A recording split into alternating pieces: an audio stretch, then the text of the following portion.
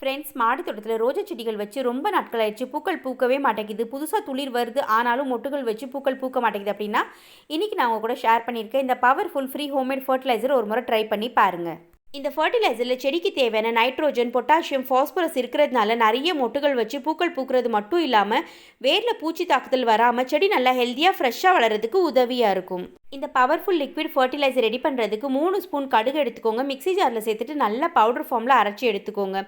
இப்போ இது கூடவே ஒரு 4லேருந்து 5 வாழைப்பழ தோல் சேர்த்துட்டு 1 லிட்டர் தண்ணி ஊற்றி மூடி போட்டு நிழலில் ஒரு 2 நாளைக்கு அப்படியே வச்சுருங்க. நம்ம ரெடி பண்ணக்கூடிய இந்த ஃபர்டிலைசர் நம்ம ஒரு 10 ரோஜா செடிக்கு பயன்படுத்த முடியும். உங்ககிட்ட செடிகள் குறைவாக இருக்குது அப்படின்னா நீங்கள் அளவு கொஞ்சம் குறைச்சி ரெடி பண்ணிக்கோங்க.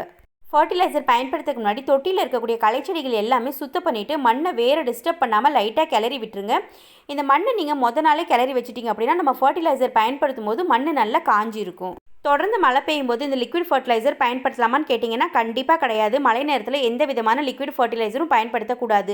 ஓரளவுக்கு மண் நல்லா காஞ்சதுக்கப்புறம் இந்த லிக்விட் ஃபர்டிலைசர் நீங்கள் பயன்படுத்தினா மட்டும்தான் செடியில் ஒரு நல்ல ரிசல்ட் பார்க்க முடியும். 2 நாளைக்கு பிறகு ரெடியான இந்த லிக்விட் ஃபர்டிலைசரை ஒரு முறை நல்லா கலந்து விட்டுட்டு ஃபில்டர் பண்ணி எடுத்துக்கோங்க.